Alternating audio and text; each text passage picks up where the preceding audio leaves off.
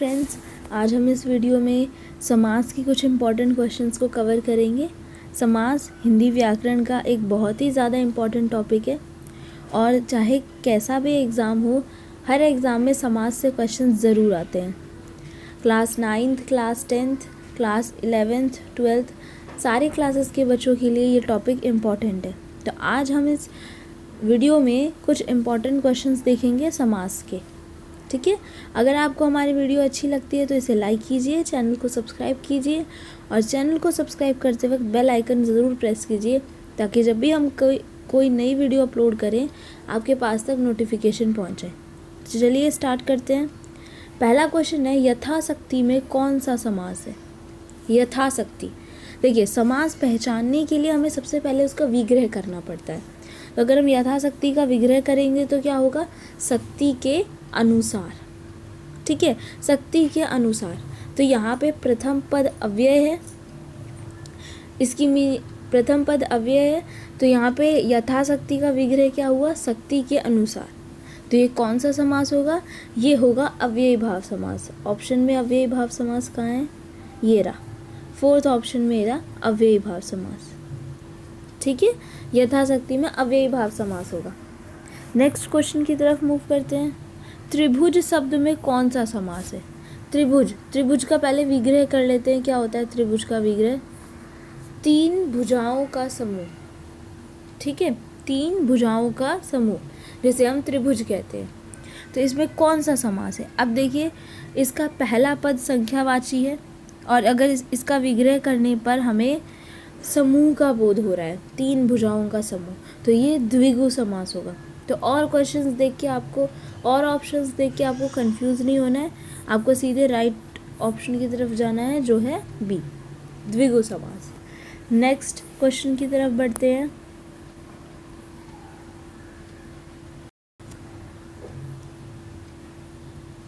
देशभक्त में कौन सा समास है? देशभक्त में कौन सा समास है?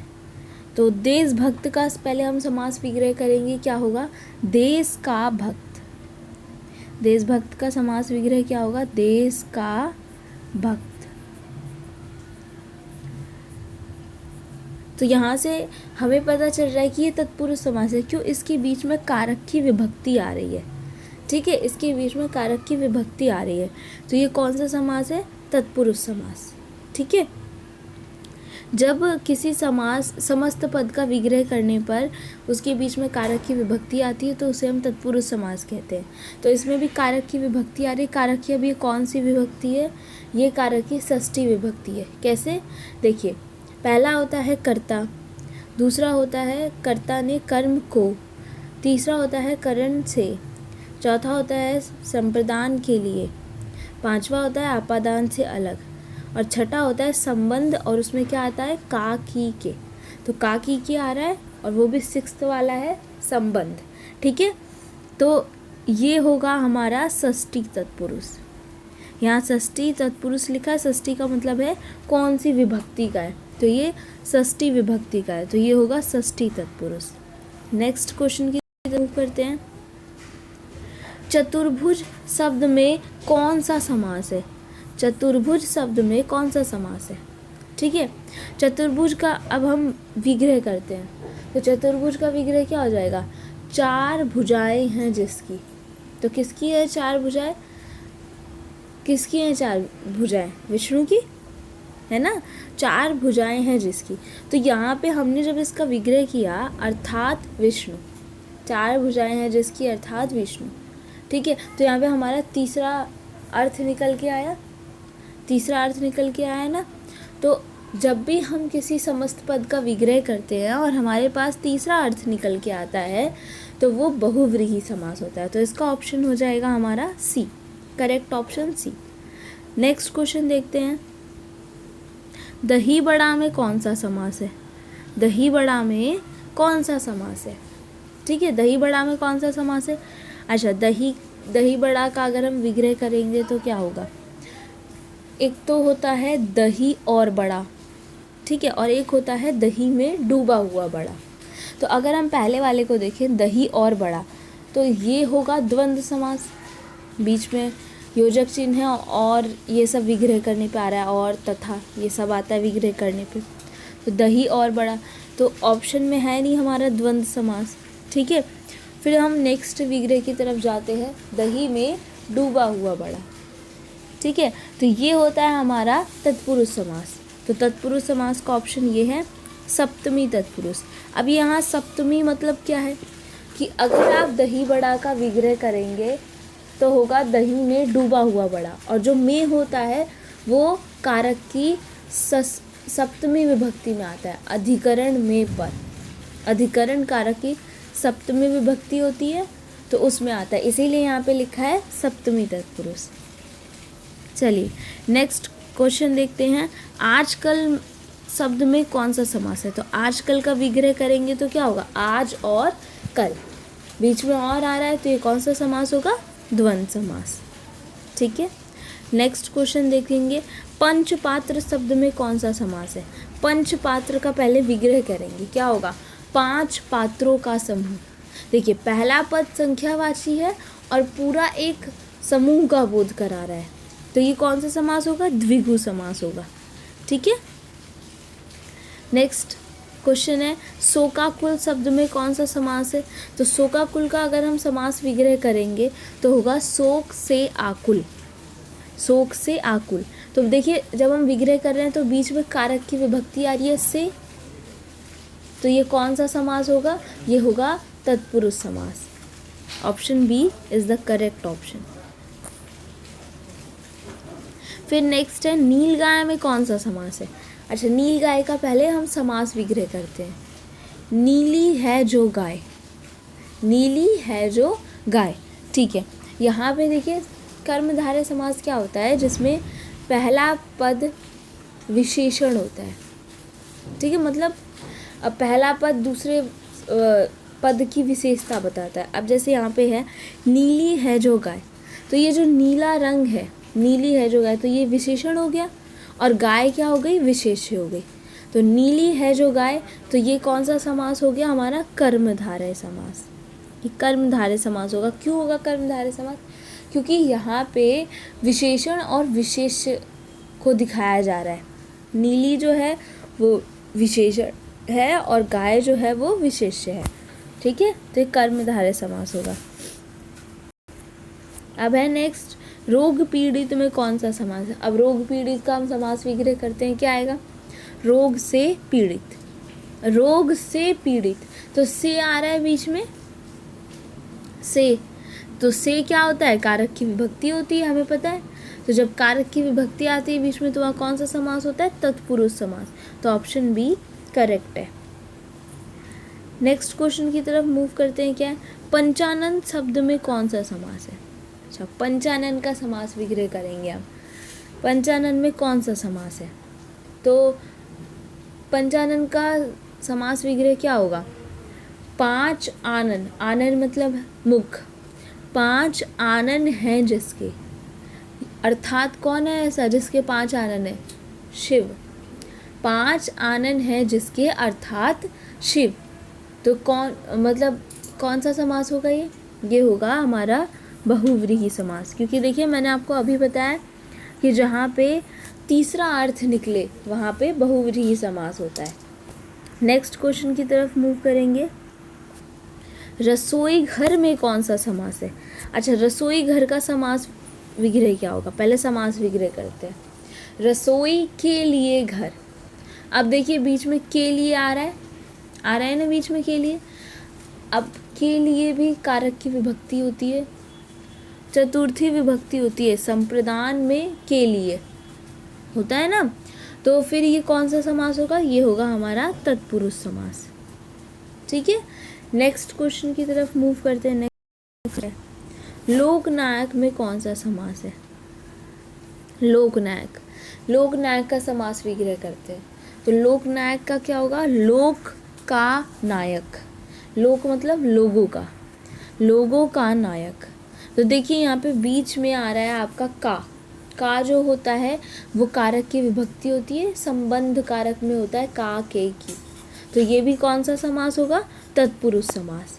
ठीक है, देखिए तत्पुरुष समास क्या होता है, कि जब आप किसी भी समस्त पद का विग्रह करते हैं और आपके कारक की विभक्ति आती है विग्रह करने पे, तो वो तत्पुरुष समास होता है। ठीक है, नेक्स्ट है लोह पुरुष में कौन सा समास है? लोह पुरुष, बताइए। अब इसका कमेंट कीजिए, आप आंसर इसका कमेंट कीजिए कि लोह पुरुष में कौन सा समास है, जल्दी से बताइए, जल्दी बताइए। लोह पुरुष में कौन सा समास है और इसका विग्रह का क्या होगा? लोह पुरुष, देखिए लोह पुरुष का विग्रह होगा लोहे के समान पुरुष। ठीक है, लोहे के समान पुरुष, लोह पुरुष। तो देखिए यहाँ पे जो लोह है वो विशेषण है और पुरुष है वो विशेष्य है। लोह जो है वो पुरुष की विशेषता बता रहे हैं कि जो पुरुष है वो लोहे के समान है। तो लोहे के समान पुरुष, तो यहाँ कौन सा समास होगा? कर्मधारय समास, क्योंकि हमने अभी पढ़ा है कि कर्मधारय समास में पहला पद विशेषण होता है, दूसरा पद विशेष्य होता है।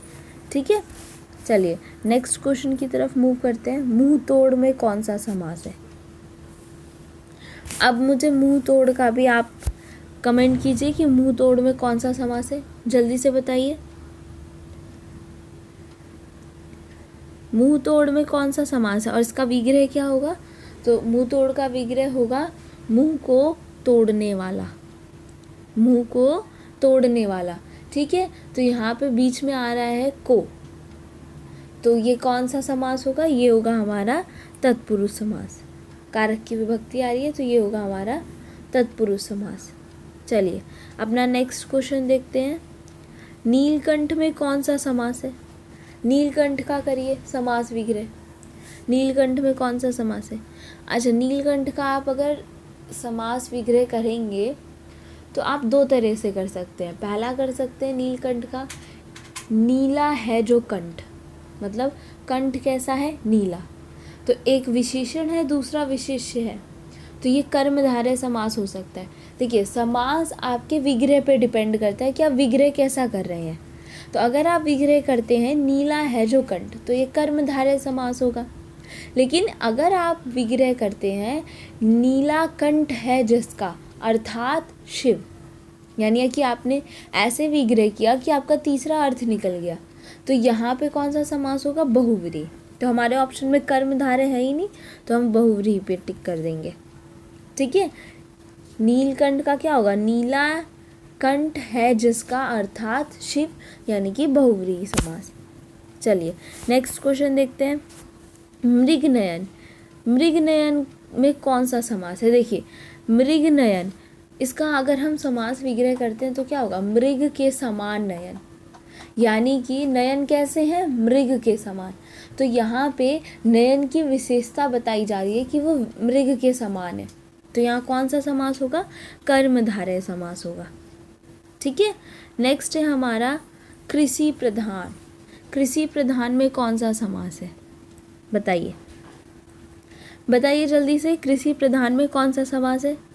अगर हम कृषि प्रधान का समास विग्रह करते हैं तो क्या आएगा? बताइए जल्दी से, कृषि प्रधान का समास विग्रह करेंगे तो क्या आएगा? कमेंट कीजिए जल्दी, कृषि प्रधान का समास विग्रह करने पर क्या होएगा? तो कृषि प्रधान का अगर हम समास विग्रह करेंगे तो आएगा कृषि में प्रधान। ठीक है, अब देखिए बीच में जो ये में आ रहा है ये कारक की विभक्ति में आता है, अधिकरण में पर, है ना? तो फिर एक कौन सा समास होगा हमारा? तत्पुरुष समास। ठीक है, चलिए नेक्स्ट क्वेश्चन देखते हैं अपना। दूध रोटी, दूध रोटी में कौन सा समास है? अच्छा, दूध रोटी का आप करिए, आप समास विग्रह करिए पहले। तो दूध रोटी का समास विग्रह क्या होगा? दूध और रोटी। तो जहाँ पे बीच में और, तथा ये सब आता है वहाँ द्वंद्व समास होता है। ठीक है, चलिए अब नेक्स्ट क्वेश्चन देखते हैं। भूदान, भूदान का समास विग्रह क्या होता है? जल्दी से बताइए, भूदान का समास विग्रह क्या होगा? फटाफट से कमेंट कीजिए, भूदान का समास विग्रह क्या होगा? भूदान का समास विग्रह क्या होगा? भूदान का समास विग्रह होगा भू का दान।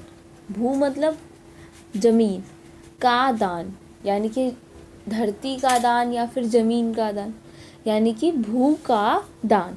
तो देखिए बीच में का आ रहा है।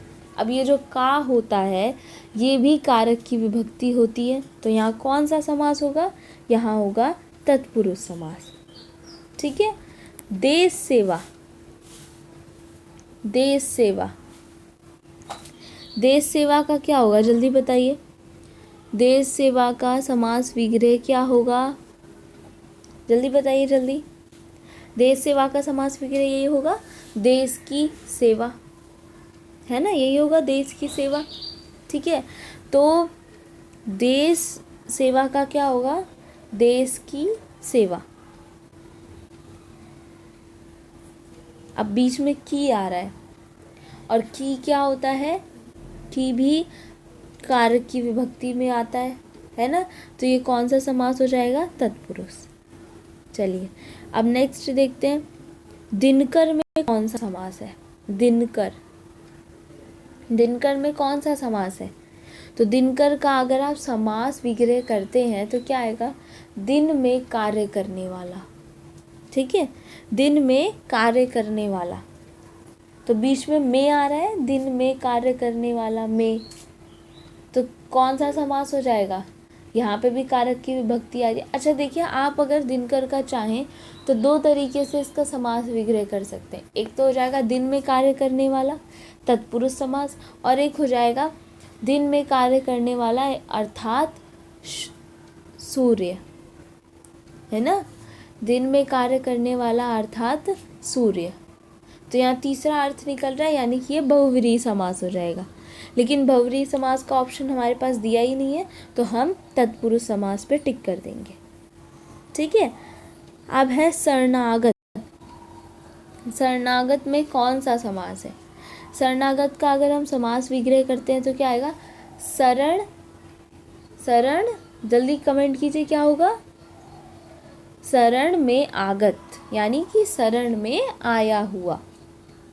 तो ये यहाँ पे भी बीच में आ रहा है जो कारक की विभक्ति है, तो ये भी तत्पुरुष समास होगा। ठीक है। अब देखिए नेक्स्ट, अजात शत्रु। अजात शत्रु का समास विग्रह क्या होता है? अजात शत्रु का समास विग्रह होता है, क्या होता है जल्दी मुझे कमेंट कीजिए पहले। अजात शत्रु का समास विग्रह होता है जिसके शत्रु ने जन्म ही ना लिया हो, उसको अजात शत्रु कहते हैं। अर्थात, है ना, अजात शत्रु मतलब अजात शत्रु किसे कहते हैं? जिसके शत्रु ने जन्म ना लिया हो। तो यहाँ पे कौन सा समास होगा? यहाँ पे होगा बहुव्रीहि समास। ओके। नेक्स्ट और हमारा आज का लास्ट क्वेश्चन है पंजाब। अच्छा, पंजाब का अगर हम समास विग्रह करेंगे तो क्या होगा? पंजाब, देखिए पंजाब का अगर आप समास विग्रह करेंगे तो होगा पांच आबों का समूह। आब मतलब कि नदियों, ठीक है, पांच नदियों का समूह। लेकिन इसके लिए क्या होगा? पांच आबों का समूह, या फिर पांच आबों का समूह, या फिर पांच नदियों का समूह। तो अब बताइए मुझे, यहाँ पे पहला पद संख्यावाची है 5 और पूरा एक समूह का बोध करा रहा है, तो यहाँ कौन सा समास होगा? इसका आंसर आप मुझे कमेंट सेक्शन में देंगे। मैं इसके ऑप्शन दिखा देती हूँ आपको। पहला है बहुव्रीहि, दूसरा है कर्मधारय, तीसरा है तत्पुरुष और चौथा है द्विगु समास। ठीक है। तो अब इसका आंसर आप कमेंट सेक्शन में जल्दी से लिखिए, कौन सा ऑप्शन सही है, नंबर डाल के लिखिएगा। इसका मैंने आपको समास विग्रह बता दिया, 5 आबों का समूह। ठीक है। अब जल्दी से बताइए, अब जल्दी से बताइए, जल्दी से क्या होगा? इसका ऑप्शन सही होगा द्विगु समास। मैंने अभी आपको बताया था ऊपर भी कि वो समास जिसका पहला पद संख्यावाची हो और वो पूरा एक समूह का बोध कराए, उसको आप द्विगु समास कहते हैं। ठीक है।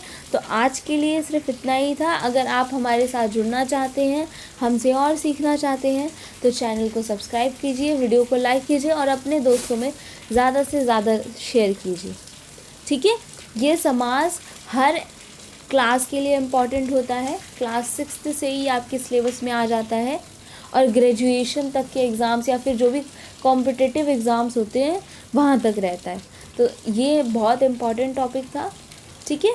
अगर आपको हमारी वीडियो अच्छी लगी हो तो इसे लाइक कीजिए, चैनल को सब्सक्राइब कीजिए, और हाँ, नोटिफिकेशन बेल को ज़रूर ऑन कीजिए ताकि जब भी हम नई वीडियो अपलोड करें आपके पास तक वीडियो ज़रूर पहुँचे। ओके, तो अब हम आपको मिलते हैं अपनी नेक्स्ट वीडियो में। तब तक के लिए टेक केयर एंड बाय।